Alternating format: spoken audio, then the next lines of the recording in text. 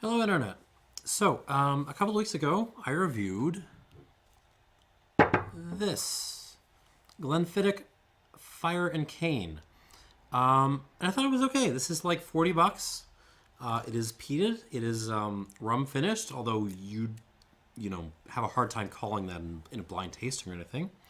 But I thought it was good. And I thought it made me say, well, hang on, maybe I should give Glenfiddich another shot because I hadn't run through the entire range, the standard range, in a couple of years. So high time to try them again. It's also I am kind of under the gun to make some content as quickly as I can with little prep time. So we're just going to do some no notes reviews on these bad boys. So I bought this little tasting pack. I love these things. Last year sometime, and it seemed like a good time to pop it open and drink some of the biggest name in single malt.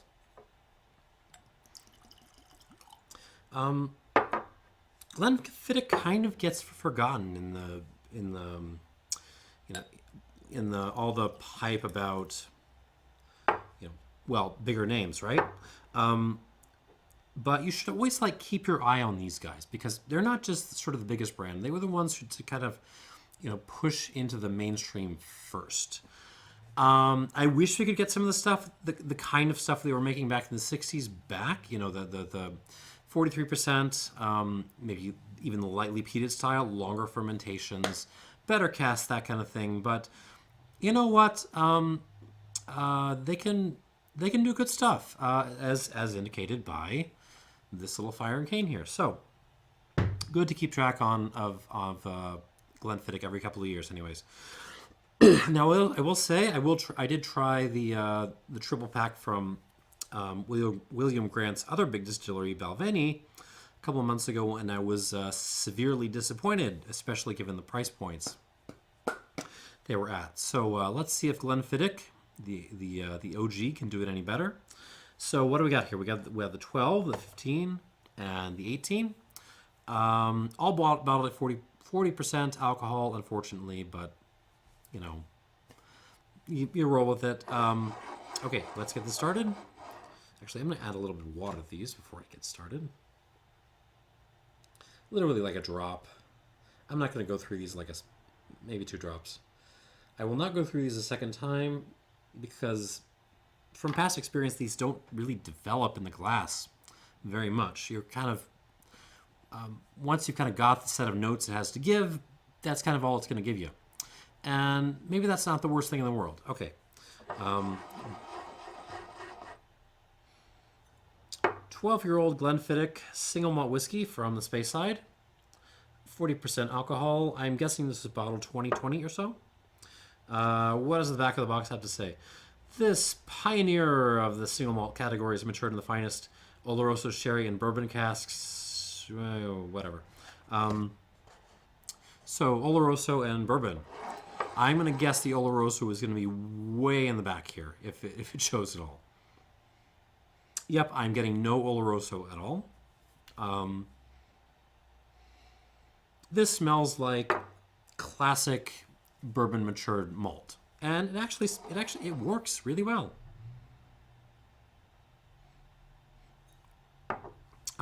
There's a way in which 40% spirits in general can smell kind of muddled. But in a way, the simplicity of the formula here is aiding it, and that I'm sort of able to pick out the notes it has to give without a whole lot of problems. So, the fact that there's not a whole lot going on here is actually kind of working in tandem with the 40%, if that makes sense. What I'm getting is a lot of just kind of maltiness.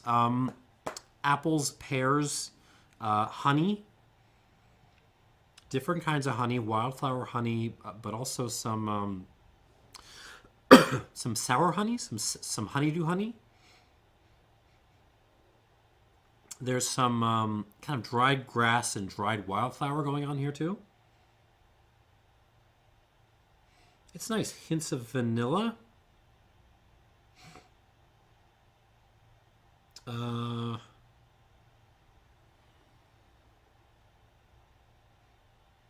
There's a little hint of like, what is that? Not okay. So white pepper, yes, but smokiness, but not really peat. It's more like just you lit a little bit of your dry grass on fire. Sort of a little like grass fire smoke in there, along with the more overt malty notes. It's a very basic, simple nose, but it works.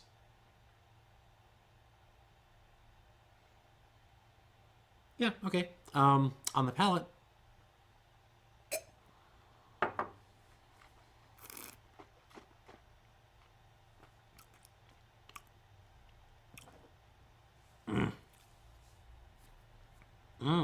dang it. So here I was hoping I could say, you know what? Glenfiddich 12 is actually pretty okay. Glenfiddich 12 at 40, what is it now? In Chicago, it's like $43, something like that. It's a lot of money. Glenfiddich 12 is actually okay. I would love to say that. But on the palate, it does kind of fall apart a little bit.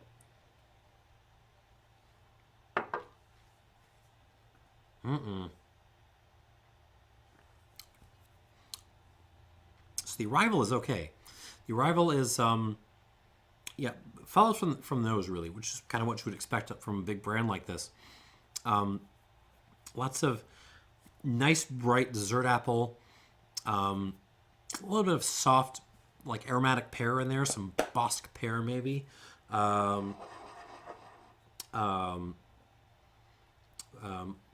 clover honey, a little white pepper.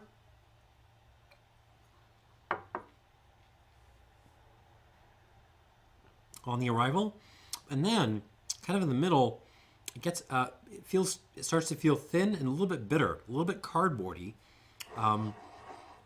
which I'm guessing is due to the nature of the presentation here. The 40%, maybe the excessive filtration, the colorant added. Although I don't think the colorant has been that excessive. But as you start to get from, especially the transition from the mid palate to the finish, it starts to get really a little bit uncomfortable, a little cardboardy, thin, and it starts to feel thin, and that thinness starts to make it feel bitter.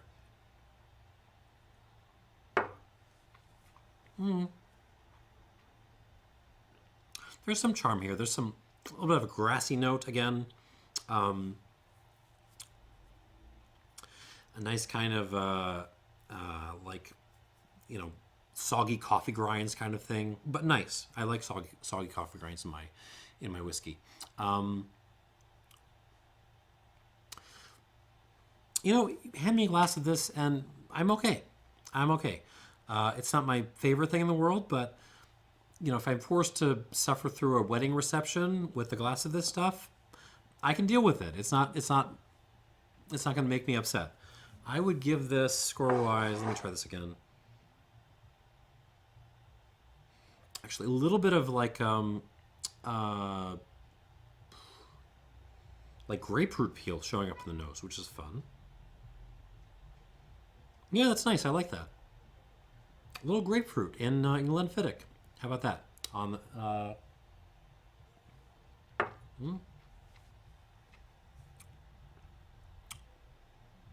yeah, but the thin bitter thing just kind of ruins it. I would give this a 78 points out of 100, so not bad. It sucks, as I sometimes say, but it's not bad. Okay, a little water, and we will move on to the 15 Unique Solera Reserve, which is made in there in the they have an old wash tank that they use as a kind of a Solera style vat. And they are saying this is matured in sherry, bourbon, and new oak casks. They really are insisting they're using a lot of sherry in this, and boy, do I not get that so far. Color is a little bit darker, but that can be deceptive. Okay, let's see what we got on the Glenfiddich 15. Also bottled at 40%, unfortunately. Okay, interesting.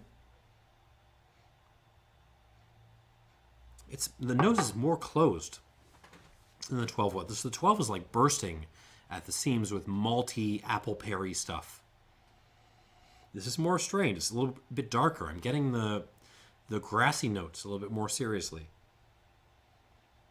Some white pepper coming forward. A little bit of, what is that? Hints of dried ginger and a little, there's some generic dried fruit. Really hard to nail down. Like it's not even dried fruit. It's like a sort of dark fruit roll-up kind of thing that I'm smelling. So dark fruit roll-up from some unnamed dried fruit. And behind that, there's a little bit of hints of apple and pear and, like the inside of a malted milk ball, that kind of thing. And a dash of wildflower honey in there for good measure. Oh, and like a lemon squirt, too. The citrus aspect of Glenfiddich is something I always forget. It's there. It kind of connects it to the lowlands. And I always love it, and I always kind of wish... Well, yeah, I always wish these things were better presented so that kind of stuff could show through, because it's really the delicate whiskeys that benefit the most from better presentation, and this does not have it. Yeah, that little lemon squirt is fun. All right, on the palate with this. So what I'm getting is a lot of bourbon casks still, but I don't know. It doesn't really feel like sherry cask. It feels like something pretending to be sherry cask, like doing its best sherry cask impression, but it isn't really sherry cask. There's maybe a hint of Maduro leaf in there too. Let's see what happens in the palate.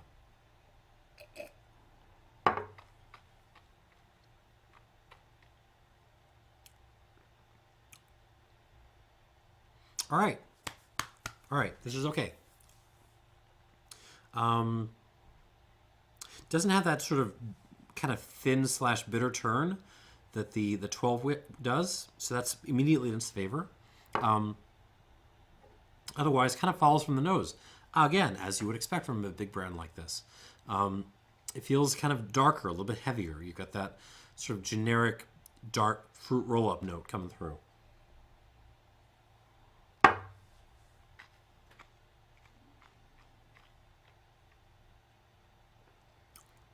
Malted milk balls. Apple, pear, apple cheese. I've talked about apple cheese in the past. You boil down apples. Well, you boil down apples if you're in Eastern Europe. You make a kind of toffee out of it. That's apple cheese, and I'm getting on the palate here. Black pepper, lots of black pepper. Some cafe latte, really more of a flat white, I guess.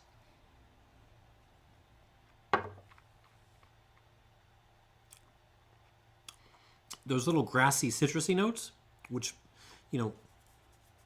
just gently indicate something with a little bit of a lowlands character to it. So yeah, dried grass, a little bit of yeah. I'm still gonna go like lemon peel or something, like a little lemon peel just tossed in for fun.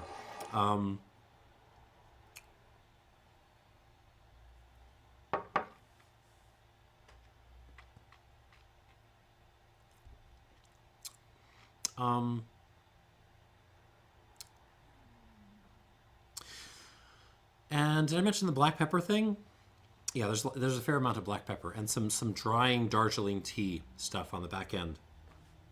There's actually a fair amount of oak on this. It's tough to figure out the nature of the oak. It isn't really striking me as like classic Oloroso sherry oak. There's something else going on in here, but it's doing its impression of that, but it's not that quite. Still, this holds together reasonably well for its strength. Let me give it one more shot.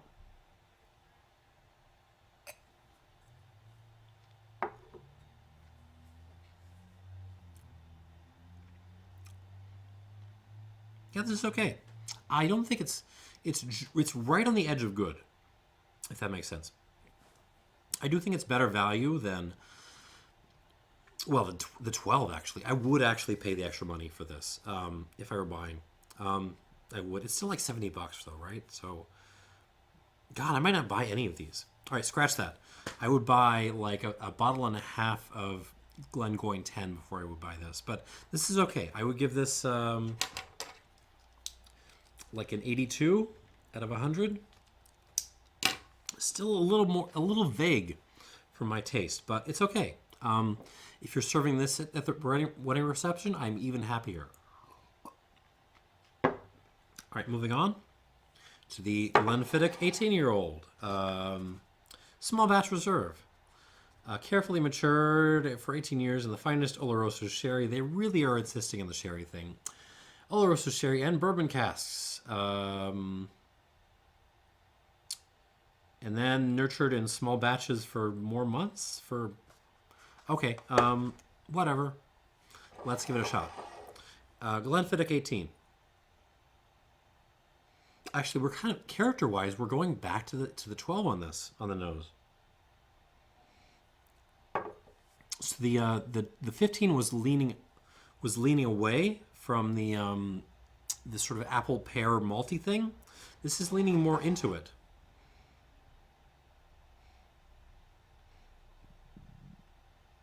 Yeah, so I'm getting apples, pears, more like almost dried apples and pears now as compared to the 12-year-old.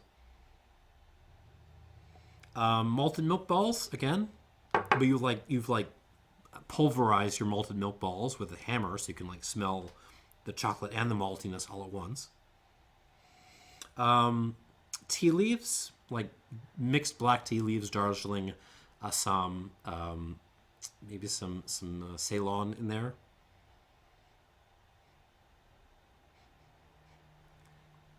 Not a lot of grassiness this time, but there is a strong kind of orange peel plus lemon peel aspect going on.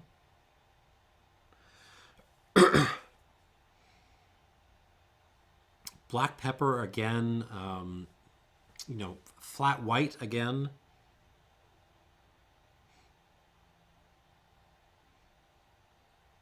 And a little bit of a fresh herb thing. What is that? It's not mint. It's more like basil maybe? Yeah, let's call that basil. So this is in character. This is more like the 12-year-old than it is like the 15. Really, like it's like a vatting of the two with more 12 than more so than the 15. Good nose. Again, it's a pretty simple nose, but nice. On the palate.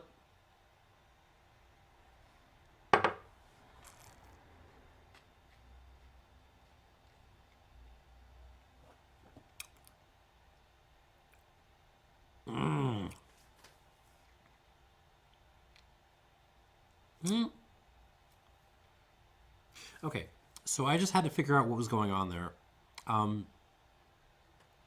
Because initially, I thought this was doing the same thing that the 12-year-old did, which is just kind of turn thin and bitter on the mid palate, kind of transitioning into the finish.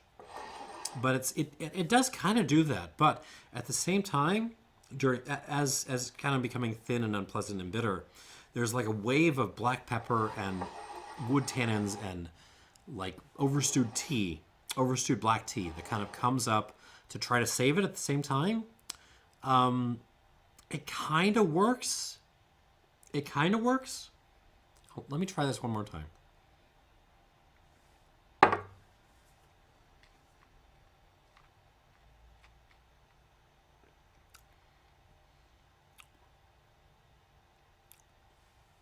Yeah, the arrival is actually quite nice. Yeah, you're getting dried pear, dried apple, those honey elements, along with some kind of bitter forest honey, but also like clover honey and wildflower honey, kind of hand in hand. Some citrusy goodness, orange peel on the arrival, some milk chocolate. Well, okay, let's just, instead of milk chocolate, let's just lump all that together in malted milk balls.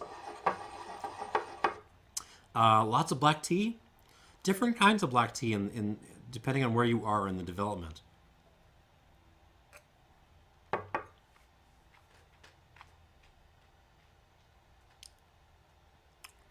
Yeah, so on the arrival, it's more like an Earl Grey kind of thing. On the close, it becomes more like an overstewed English breakfast tea kind of thing. A lot of black pepper on the back end. A lot of black pepper on the back end. Some cafe drink goodness. Again, the flat white thing. That sort of sherry but not quite sherry kind of thing. Generic dark fruit roll-up thing, especially on the mid palate.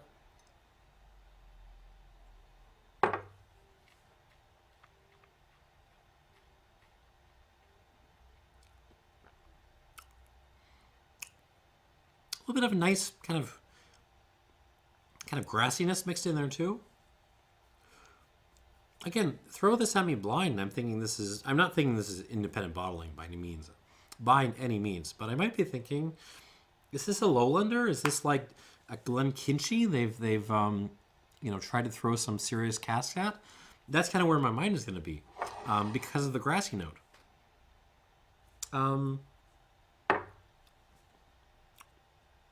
It has a longer finish, more kind of grippy tannic finish than the 15. I want to give it credit for that.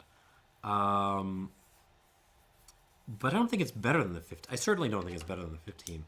So for now, I'm going to give it the same score. Let's say an 82 out of 100. All right, let's run through these one more time. Have a little water first. You will note that none of these is beating the Fire and Cane, which is cheaper.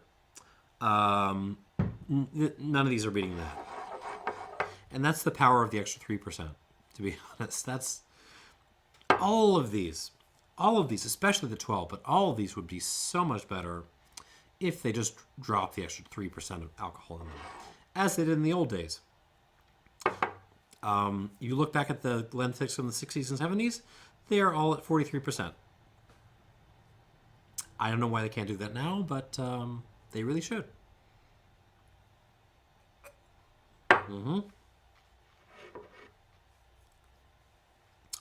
That's 12 again. Oh, yeah. The 12 is not improving with time. I'm going to bump that down. Maybe like a 78.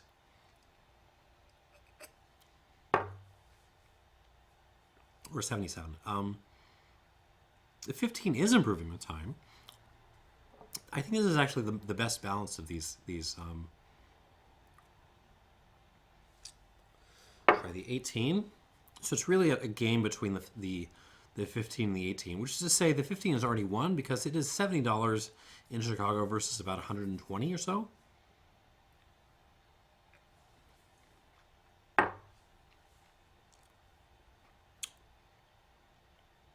Yeah, I'm gonna knock that kind of bitter turn that's going on with the 12. It's still there in the 18, and you can't really get rid of it. So I'm gonna knock it down to an 81. So final scores: Glenfiddich 12-year-old gets a 77 points. I was really hoping that I could give this a higher score, and I was especially from the nose, which is really nice actually, but. No, I don't think it's there. 15, I'm okay with this. I think it's bordering on like good, like seriously good. 82 points. The 18 gets an 81 out of 100, and yeah, I'm gonna leave it there. Dang it! I was really hoping this would beat out the Balvenie range, so I could kind of stick it, to Balvenie, but. No, not so much. Except for the 15. This is the 15. This is the one. If you're going to buy any of these, well, really, I mean, buy the Fire and Cane. But if you're going to buy any of the standard range, get the 15. And that's all I got. 77, 82, 81. Thanks for watching and cheers.